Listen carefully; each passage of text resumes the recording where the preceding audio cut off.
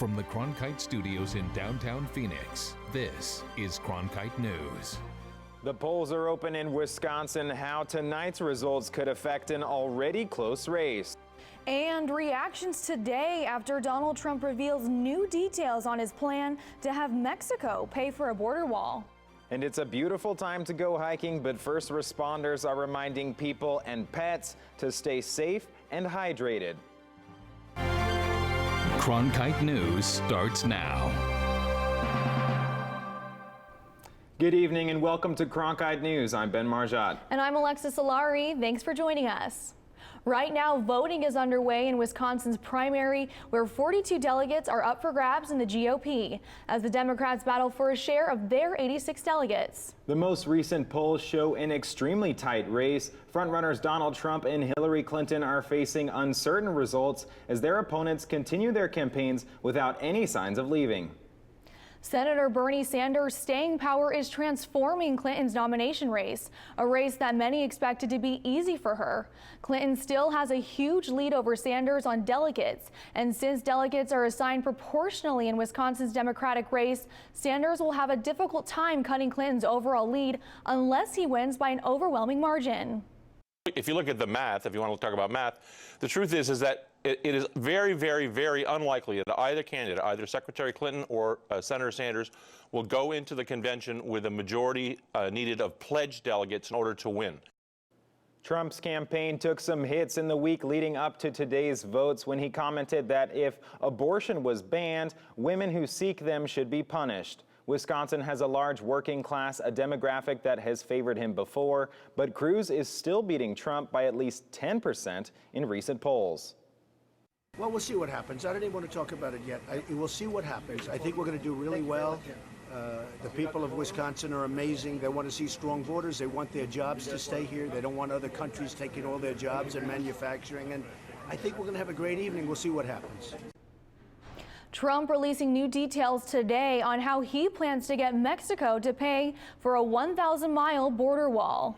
Having Mexico fund the wall has been a long-time promise from the GOP presidential candidate. In a memo to the Washington Post today, Trump says he would threaten to cut off crucial money transfers, remittance payments from immigrants in the U.S. to relatives in Mexico, unless that country's government agreed to pay for it. You know, you're talking about a $10 billion wall. You're talking about a trade deficit with Mexico, $58 billion, and probably going to get worse if they run it. If I run it, there won't be a trade deficit. So one of the ways, and I just issued that, and I guess the Washington Post picked it up, and they picked it up, I think, fairly accurately. Their proposal sparked quick reactions, including one from President Obama, saying the proposal is not the first time he's heard, quote, draconian policies on immigration. Cronkite News is covering all sides of this issue. Our Washington, D.C. bureau reporter Samantha Witherwax is live with the latest on the reaction to the recent proposal. In a press conference today, President Barack Obama was asked about the GOP frontrunner's plan to make Mexico pay for a multi-billion-dollar wall along the border. He quickly responded with a chuckle, followed by, "Good luck with that." We just talked about the difficulties of trying to enforce huge outflows of capital. The notion that we're going to track every Western Union, bit of money that's being sent to Mexico, good luck with that. Obama wasn't the only one in Washington who thought Trump's plan was not enforceable. Think tanks on opposite sides of the aisle said that Trump's plan will only lead to immigrants finding other methods to send money home. If they were to block these money transfers, almost immediately, Mexicans would figure out other ways to get their money home. So they would use black markets, they would transfer their funds to third parties in other countries that would then transfer them to Mexico. Aaron Klein with the Brookings Institution, a private nonprofit, said that the plan could ultimately threaten national security. You create an unsafe environment here in the United States, and you also impede the ability of the United States government to track and go after money launderers or terrorist financing organizations. Now, we reached out to some of the groups that would be directly affected by the policy, including Western Union, PayPal, and the Mexican Embassy, but nobody returned our phone calls immediately. Live in Washington, Samantha Witherwax, Cronkite News.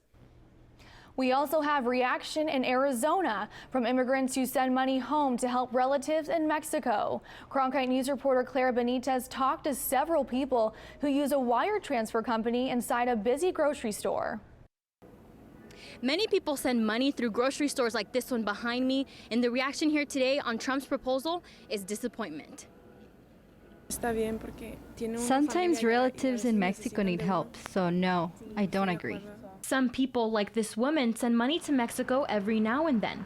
For others, like Juan Garcia, it's every single week. We're not criminals. We're simply coming here to work and help support our families so that they can have a better life in Mexico. Many immigrants did not know what they would do if they could no longer transfer money using companies like Western Union. So if Trump isn't going to let us, what are we going to do? We will have to fight. Several people told me the best way to fight back is for more Latinos to cast a ballot in November. In Phoenix, Clara Benitez, Cronkite News. A major U.S. company is moving jobs to Mexico. Ford announced it will open up a new factory in San Luis Potosi, adding around 2,800 jobs. The company has not said which vehicles that plant will be building, but an auto workers union says the production of 2 models will be moved from Detroit to Mexico. Ford is planning to add vehicles to the Detroit plant to save jobs. Arizona Senator Jeff Flake says he will meet with Merrick Garland next week, President Obama's nominee for the Supreme Court. Many Republican senators have said they will not support Obama's nominee. They believe the next president should nominate the person to fill the seat left by late Justice Antonin Scalia. Flake says he plans to meet with Garland next week, but he won't push for a confirmation hearing anytime soon.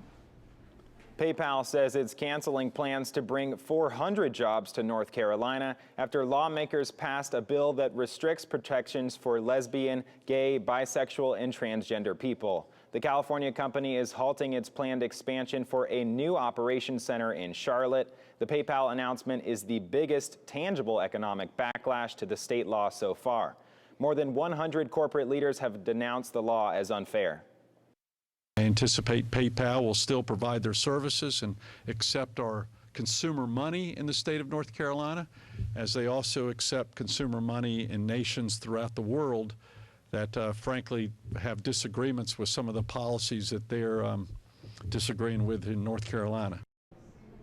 And similar issues this time in Mississippi, where Governor Phil Bryant signed a religious freedom bill. HB 1523 will allow businesses and religious groups to deny the LGBT community certain services, including counseling and wedding planning. It will also protect groups from punishment if they act consistent with sincerely held religious beliefs. Bryant says that the bill will protect those beliefs for the people of Mississippi. My goal, my everlasting desire, is to make you proud of us. Not us, not all of us. We hope you will be, but proud of Mississippi. Plans to vote on House Bill 2201 are underway in the Senate. The bill would allow the state to vote on bills blocking authorities from enforcing or financing any federal action not affirmed by Congress. Republican Representative Bob Thorpe says he wants Arizona to have the option to nullify rules and laws that could be unconstitutional. Democratic Senator Andrew Sherwood opposed the measure, saying the state does not have the authority to call federal policy unconstitutional. The fallout from the leaked documents known as the Panama Papers continues today. Several world leaders and officials were implicated in the leak that revealed offshore accounts and suspicious tax activity. Iceland's prime minister handed in his resignation today amid protest after his name was mentioned in the leak. Information in the Panama Papers revealed that his wife owns a British Virgin Islands company that holds millions of dollars in claims against 3 failed Icelandic banks, claims that the government is involved in resolving. And officials in China are reportedly censoring any media coverage of the leak. At least 8 current or former members of China's main decision-making body have family members who have set up offshore assets through the Panamanian law firm implicated in the leak, Mossack Fonseca. It started as a winner in an innovation challenge. Now it's transforming art in downtown Phoenix. Coming up on Cronkite News, we'll take you to a high-tech exhibit where interaction is the name of the game. Pretty warm out here today. Find out how our local first responders can help you and your pets. the true measure of all our actions is how long the good in them lasts. This is who I am, where I'm from. If you're on the right side of history, you can accomplish anything. It's a connection between your present and your past. Come this way. This is good. This is very good. We are attempting to fulfill the promise of America. The stories about who we are shape us. This chance to go through a time machine. Good heavenly days. We should know our history. It informs, but it doesn't constrict you. It's a framework to carry out human activity. The sky is the limit. It started a long time ago. For only the third time in the award's 74-year history, a Phoenix-based news operation wins the prestigious Alfred I. DuPont Columbia Award for Excellence in Broadcast Journalism. And this year, that news operation is Cronkite News, the news division of Arizona PBS, honored for its work on the groundbreaking documentary, Hooked, Tracking Heroin's Hold on Arizona. Cronkite News at Arizona PBS, award-winning journalism you can count on from the station you trust. For many children coming from military families, the constant moving from place to place can take its toll, but a new state group is looking to help ease matters. Governor Ducey today announced appointees to the State Council on the Education for Military Children, which is designed to resolve issues created by the constant transitions that come with military life. The council's first meeting will be held April 20th, and it's open to the public. You may not have felt much, but northwestern Arizona just got hit by a swarm of small earthquakes. That's according to the Arizona Geological Survey. The onset of the swarm was on March 29th, with a magnitude 2.3 earthquake about 20 miles south of Littlefield, near the California border. The series of quakes, 18 in all, continued until April 3rd. There are 2 known active faults in the area, but scientists will use investigative mapping to check for new fault lines. Monday was Arizona Firefighters Day at the state capitol. Firefighters from around the valley served lunch to legislators and capitol visitors. Today marked the second year of the now annual luncheon. Both retired and current Valley firefighters were out on job today, with the retired behind the grill and the current firefighters serving the food. Our union, which encompasses Tempe, Chandler, Glendale, Peoria, and Phoenix, and we go and help the state, which is the Professional Firefighters of Arizona, and we come out here and serve lunch to all the staff and the representatives and senators and the legislature. A fellowship group called Koinonia helps put on the event. The volunteer group is made up of retired firefighters who perform charitable acts around the valley. It's warming up outside, and your pets will be sure to feel it too. Glendale firefighters are spreading awareness to not only hikers, but to their dogs as well. Cronkite News reporter Amanda Kukula is live with us to tell us what precautions to take as the temperatures start to heat up. Out here on the streets in downtown Phoenix, it's warm, and the high today is in its 90s. And if it's warm for you, it's warm for your pets as well. Something that needs to be done, especially hiking in Arizona. Always have your water with you and know your limits. As April comes around, the temperatures in Arizona are starting to spike. Glendale Fire Department, as well as search dogs Koa and Brewer, gathered today at Thunderbird Conservation Park, warning hikers and their dogs to start the summer off right. People just don't realize, Arizona is typically so beautiful, and when that heat kicks in, it really does change the atmosphere, and it changes the way that you need to approach it. Jones says it's just as important for your dog to stay hydrated as it is for you. We get called quite often for dog-related heat illnesses. People call 911, and we've lost a few in the past. So it's really important that, our animals are our loved ones, and making sure that we protect them just as we do ourselves as we go out to hike, just making sure that they're protected as well. Mindy Cuthbertson, an avid hiker, says make sure to get the exercise with your dog in early. I would just go first thing in the morning. I never would run at this time of day if it was this warm outside. I put myself through the torture, but not my dog. And Glendale Fire Captain David Colson says pet owners should know the symptoms of heat exhaustion. And if your dog's not acting appropriate, starts wobbling, having a lot of excessive white drool, very dried out drooling. And when in doubt, Roger recommends one thing. If you feel that you are getting hot, it's time to stop and take a break and perhaps return back to your car. Now, typically the concrete is about 30 degrees warmer than the average temperature outside, but by testing it with just the back of your hand for about 5 to 10 seconds, if you can tolerate it, then they can as well. Live in downtown Phoenix, Amanda Kukla, Cronkite News.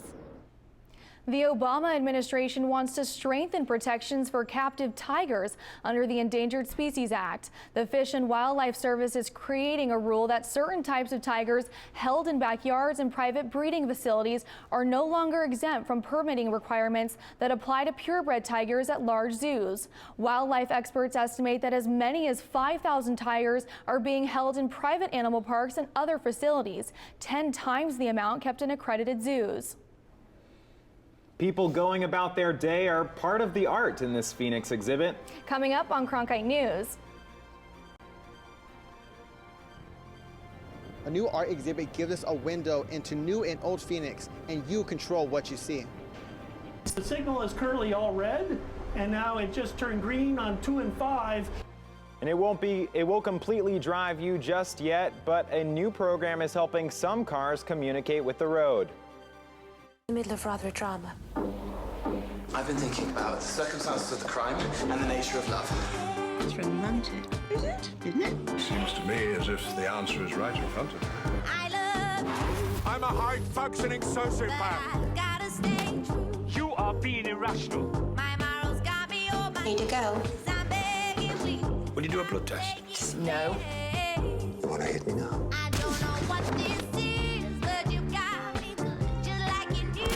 That makes me a wicked woman, sister. Will the prisoner rise? There is only one thing I would like. Pain. Sex? Heartbreak. Or love? Oh, yummy.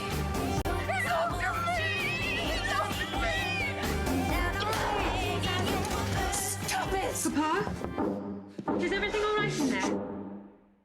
This is a box that showed you a world beyond your own.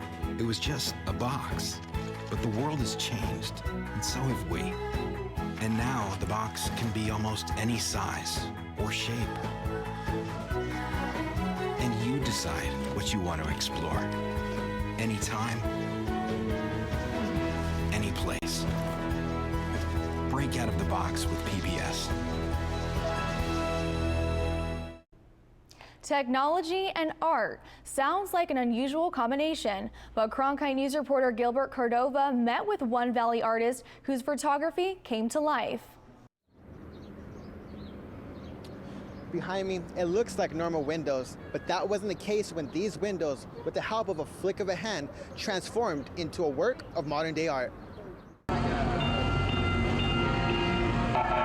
Basically, they're using some of my photography for the content that they're displaying here, myself and another artist. With photographer from Phoenix, Hector Primero, the historic A.E. England building in downtown Phoenix turned into a new art exhibit as technology and art combined to bring new life to empty windows over the past weekend. I think this is something that is pretty groundbreaking and something that I think the city of Phoenix could really use on some of these empty windows that you see driving through at night, because it makes it come alive. Primero's photography that shows locations in Phoenix then and now really attracted a crowd.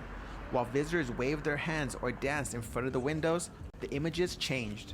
And the innovation is combining digital technology and art to create this entirely new approach to artwork in downtown. The exhibit, part of the Innovation Games, was a challenge to the Arts and Culture Department to make public art more engaging to the new generation, something Mayor Greg Stanton felt was important to the city. I really just wanted to make sure we're doing something very interactive, that when people come downtown and they have a great art experience. From young to old, people came and stopped and looked at the artwork, taking in the bigger picture of what the exhibit means. This particular exhibit is about humans' interaction with their environment and the ability to manipulate the environment. Primero says he feels honored to have his artwork being displayed.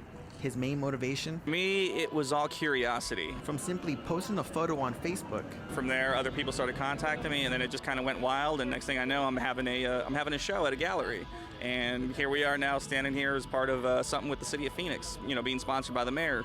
So I'm pretty blessed with this. So what's next? Although there isn't another exhibit planned at the moment, both the mayor and city officials say they want to expand the exhibit next time to an even larger scale. In downtown Phoenix, I'm Gilbert Cordova, Cronkite News. The Maricopa County Department of Transportation is testing a new high-tech equipment in Anthem as part of its new Smart Drive program. The goal is to have traffic lights and vehicles working together through a series of sensors to help keep traffic flowing and to keep drivers from making dangerous or illegal maneuvers on the roads. The software is being developed by engineers at the University of Arizona. It also allows vehicles to talk to traffic signals and alerts drivers of approaching emergency vehicles. When a really important vehicle like a fire truck comes up, it receives a map from the intersection and then it sends back a signal request message saying, I'm a fire truck and I'm coming and I'm on this approach and here's where I want to go. We'll see that her request as an emergency vehicle overrides our request as a bus and she gets to go through the intersection. There is also an app in development for pedestrians. It helps people with visual or physical impairments get red or green light signals and allows them more time to get across an intersection. The NFL is continuing its experiment with digital broadcasts. Starting next season, Thursday night games, normally broadcast by CBS and NBC, will also be streamed on Twitter.